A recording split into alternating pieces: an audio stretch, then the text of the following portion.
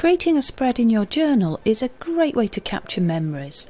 Whether it's painting, writing or collage, it's going to be special, very personal and fun. In this week's video I'm creating a spread in this journal. I'm playing with all sorts of sumptuous papers and painting this cute but easy mushroom. I'm using some new supplies today in these rich autumnal colours. I'll share some tips on how to use them so that you can do all of this too. And if you have a passion for paper and journals, then hit the subscribe button and ring the notification bell. I have lots more videos and ideas to come. And all you need to begin with is a piece of paper to paint on. This is regular watercolour paper and I've just been playing around with a few different sizes, but whatever really works for you. The pens that I'm using today are these Arteza Twimarkers, and I've just pulled out a range of colours that I think I'll use today. They have a thicker tip at one end, as you can see here against the palm of my hand, and also a great fine tip for drawing and writing, and you can see how I've used it on the grass here and also to draw the toadstool. I thought you might like to see the full box of pens that they came from, so here's the box of 48 Arteza Twimarkers. They're watercolour pens and they blend, which is really how I'm going to use them today. In this box of 48 you can see you get 4 rows of beautiful colours and they're all really useful. I've got these purpley greys and you can see the spaces where I've pulled pens out. A lovely tropical mix of pinks and orange and yellows there, and a great set of purples and reds. And the shades that I'm using today are apple green, sienna brown, chanteuse green, concrete grey, very useful one, marmalade orange, cerulean blue, noir, so black, ruby red, very rich, olive green, very useful, and earth red, very autumnal. I'm using brush pens today and I have some fresh clear water. I have a finer tipped brush pen here which I think will be useful for detail. I have a thicker brush pen here. I'm not sure if I'll be using that, it feels a little bit thick. I have this brush pen with a medium nib and I think I'll probably use that for the grass. To use the colour in these markers, I'm going to put them on this plate. So let's get going and draw a really easy mushroom. I need my pencil and an eraser. And I'm going to begin by drawing the grass. So I've chosen the really pale green just to kick off putting that grass down. And this gives me something to work with as I start to draw the stalks and the heads of the mushroom. Or is it in fact a toadstool, and is there any difference? Let me know. So I'm just simply drawing the outline of this first larger mushroom, and then I'm tucking one behind, making sure that the cap of the mushroom is slightly behind that bigger one. And I think this really gives it just the idea of a little bit of a grouping and maybe a slightly interesting picture. So I'm just adding the stalk there with a frill at the top, and I'm including a dinky winky little baby one down below here. And this gives us our cluster of 3 mushrooms that we can paint. I'm adding those characteristic white dots there, the little white shapes on the cap, which I think have a sense of magic about them. Really easy to add, just add some at the edge as well as in the middle. And now the fun of painting begins. We get to add some colour. I'm going to colour in the caps first using this beautiful ruby red, and what a glorious lipstick red this is. I'm also going to mix it and blend it with water with the marmalade, so that marmalade orange, and this means that to begin with I really want to put some water down on the paper, and that's going to help it magically blend. So here I'm just dabbing colour, dabbing that marmalade orange onto the paper, taking my time, relaxing and letting the water do some of the work. So I'm letting the colour be thicker, richer and deeper in some places, and just pulling it out to the sides of the mushroom cap before I now add some of that red. And because there's water on the paper, you get the smooth effect of edges blending, so no hard lines, which is really what I was trying to achieve. As I work slightly further away from where I started painting, I'm adding more of the richer ruby red, so the cap of the mushroom looks a little bit redder and a little bit darker the further away you are from the point where I started painting. And I'm not totally blending everything to make it even. The point here is allow a little bit of variation, allow the watercolour paint to do its thing. And I think that's what makes the mushroom feel just a little bit more realistic and just a little bit more magical. The second mushroom cap is just the same. I'm steadily, calmly working around with the red, using the fine tipped water brush, and that's really helping. And the little diddy baby one at the bottom is exactly the same. So try not to let all of the colour blend equally, allow yourself to have that variation. I wanted the mushrooms to have the sense of sprouting up from the grass here, so I'm using these shades of green to put some sprouty grass on the page today. I'm adding a couple of greens to the plate in Chanteuse green and apple green, and then I'm wetting my water brush pen and taking that to the line that I drew earlier and just starting to blend it out. I know it's very pale on the video today, but it's just giving me something to work with. I'm using the fine tip end of apple green here to add some more definition and texture, so another layer of colour, and then again I'm taking the water brush pen and just softening that line a bit and dragging the colour down. Who knew it was so much fun painting grass? Well, it is. I think it is. I'm going back to the fine tip of the pen and I'm using that to just add little scribbles here and there, little wisps of grass blade and some texture. And now I'm going in with another of the colours, and this one is olive green. So I'm adding a second layer of grass behind, and this really starts to give us some depth and some sense of 3D in the picture. So having used the fine tip to draw the blades of grass at the top, again I'm just dragging down the colour and adding a little bit more depth and pigment with the water brush. I'm using a couple of shades of brown here to make an additional layer of grass at the back. So the pens are sienna brown and earth red, and the fine tip is great for adding that little bit of texture, and the wider tip gives me the pigment on the plate that I pick up and blend in with lots of water. I'm using the fine tip of the brown pens in the foreground, just a little here, to add some marks of interest and a little bit more texture. Just playing around really, there's nothing scientific, it's just about having fun. I'm adding some outline and shading on the stalks now, using the pen in concrete grey, and I start by using the fine tip going round the outer edge of the cap of the mushroom. And what I've found here when I've played a little bit is it's better to go round slowly, lightly and carefully and then add a second layer than to seek to press really hard and achieve the definition that way.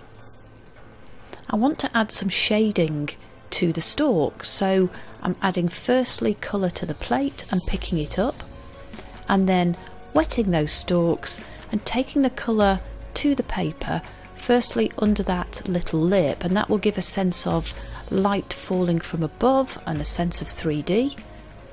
And because it's blendable watercolour, I can take the pen and just drag it from the right to the left where I put most of the pigment in the first place. Again, I'm adding more pigment to the right first, just on that stalk underneath the cap, and I'm dragging a little bit from right to left. And if I think I want to add more colour, I just dab a little bit of pigment onto the right hand side, and I really do think that this makes a difference from just having flat colour on the paper. What do you think? And because the paper's relatively wet now, I feel confident enough to take the pen directly to the paper, so I'm just enhancing the shading and also a little bit of the outlining using the fine tip.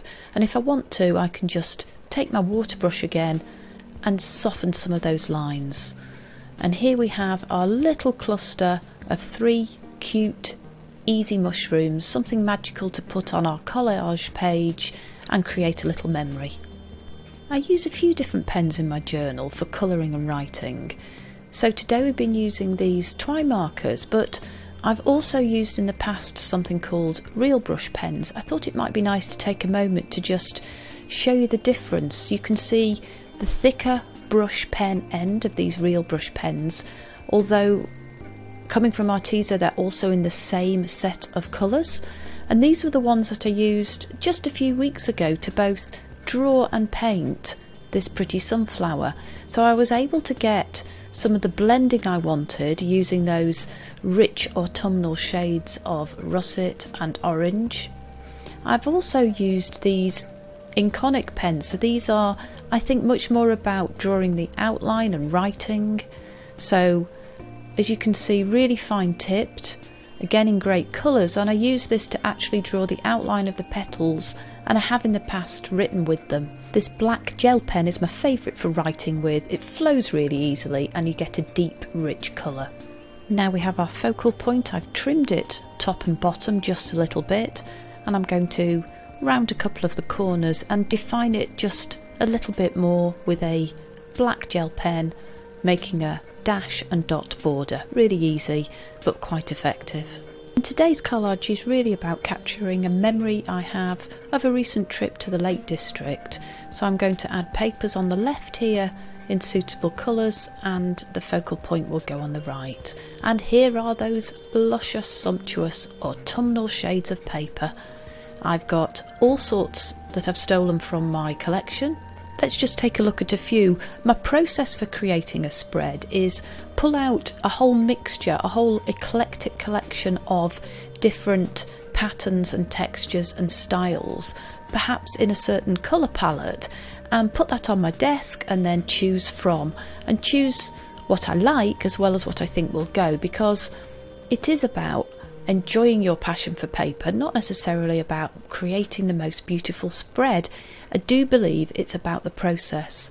I have a little marquetry wooden chest like that. I'm going to include it in the collage, and here you can see I've been doodling a mushroom and just sitting writing a little bit of poetry, so I think I'd like to include that too.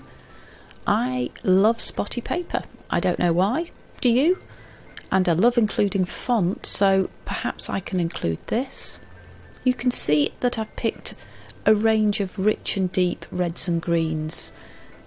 I've got textured paper there, a tag that I made a few weeks ago, a lovely little piece of happy mail, just all sorts that I'm going to choose from, and here's the set that's narrowed down. I might not get them all on the page, it's pretty unlikely, but I've gone through some sort of thought process to reduce it to something that will make maybe some sort of coordinated collage. Last week I did a spread with some tips and ideas for October, and here you can see the same russety colours coming through in that picture on the right hand side, and I want to retain that. So what I'm doing is doing a bit of paper piecing and layering here so that I see the gorgeous colours coming through, creating a collage but protecting and retaining some of the pictures on the page that I want to keep. So shortcutting a bit there, not using a ruler, I'm starting to set some of the papers down as background, gluing it down with a glue stick so that I don't get too much of a ripple effect using too liquid glue. So I have come to love my glue sticks. When I'm crafting, I keep all of the little offcuts of paper and I put them all together in a large plastic wallet, and all I've done today is just pull from that little wallet, pull out papers, pull out colours, pull out patterns that I like, that I think will go, and I love using them up. I love being creative with the little bits of paper, making best use of them and really just throwing as little away. So it feels rather rewarding when I feel like I create a spread that feels rather cute but uses them up. For the pens that I used today, I have a discount code, so I've put that in the description box down below, and that will give you 10% off for a period of time across all of the Arteza products that I've shared with you today. I'm just positioning the papers here, the little chest, the image, so that I see enough of each of them, get some balance, just playing around and see what you think works. Again, I don't think there is a particular science about it. I don't really want so much of that writing underneath the chest, so I'm just snipping a little bit off, and that will make it fit perfectly on the bottom right there.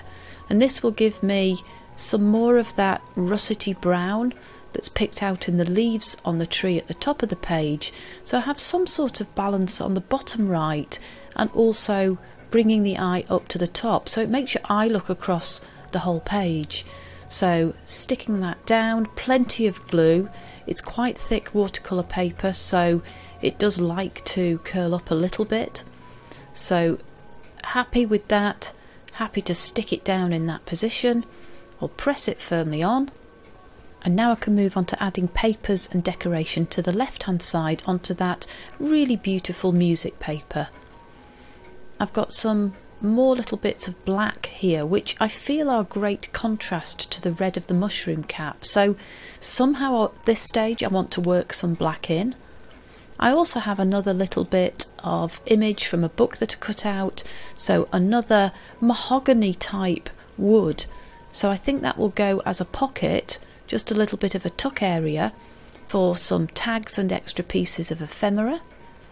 And I already have this tag made in sumptuous olive green. I think that's such a great colour, and I'm using this to just place a few words that are in my mind, having created the picture and still thinking about that trip to the Lake District and the walk in the forest. Fresh air, peace and quiet, possibilities and dreams.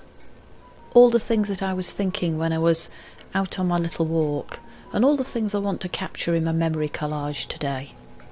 One of you asked me a question recently about whether I use fabric in my journaling, and I tend not to use lace, but I really thought the idea of using this beautifully coloured piece of fabric that came in a Happy Mail would be great given the other colours and tones on this page. So rather than using a piece of ribbon or string as I sometimes usually do, I'm adding that to the tag, and I really like the flamboyant nature of it popping out the top. The green and the rusts in that fabric are just beautiful. I'm adding that piece of paper where I had written out a poem. I used the Inconic pens for that in a lovely colour of deep dark brown, and I've also included another little mushroom on it. I was just doing a doodle, so that fits in nicely, just tucking behind the tag. And I also want to do some more journaling using this pad, but I confess to being slightly distracted by that black spotty paper, and I just want to put something from it on the page, so I'm trimming a small piece off. I'm making a very small banner to stick on the little image that we have of the mushrooms, so it's enough to get that real impact from the black and white spots, but not too much to distract. And I do think that having another little bit of paper with some spots on just is a complement and augments the spots on the cap of the mushroom. So what do you think? Is that overkill? Should I have kept it off? Or do you think it adds something? I know it was just something that was distracting me, and I just felt I had to do it. And much in the same vein, I'm adding a tiny piece of rose gold spotty washi before I indulge in a little bit of journaling on this cute paper pad. And this came from a collection that I shared a couple of weeks ago from a Your Creative Studio subscription box. That little rabbit character on the notepad fits with the woodland theme, and I like the black and white, that seems to go too. And just as I said last week, by the time I get to this stage of decorating a spread, I'm pretty much in full flow. So I'm just talking about what I was thinking when I was on that trip, walking around the forest, breathing in the fresh air, and my mind was going to memories of books I was reading when I was a child, ones such as The Magic Faraway Tree and I think it was called The Enchanted Forest, both by Enid Blyton. I don't know if any of you have ever read those or can remember them. Let me know in a comment down below. Do any of you remember reading fantastic Enid Blyton books? And I must be feeling confident because I'm finishing off that little bit of journaling with another little mushroom doodle. Decided they're relatively easy, so why not have a go? just taking a bit of colour from the tip of the pen and adding it to the page, so maybe another way of using those Twimarkers, colouring in the stalk, and I think we're done. It's perforated, the memo pad, so I can tear that off very easily and add it into that little pocket. So just tidying up those embellishments, fitting them in so that I can see the writing and a bit of painting, the fabric and the tag. And this is my memory collage from a recent trip to the Lake District here in England and a walk around the forest. If you've enjoyed it, then hit the subscribe button and ring the notification bell so we can meet again next week, and hit the thumbs up to let me know if you've enjoyed it.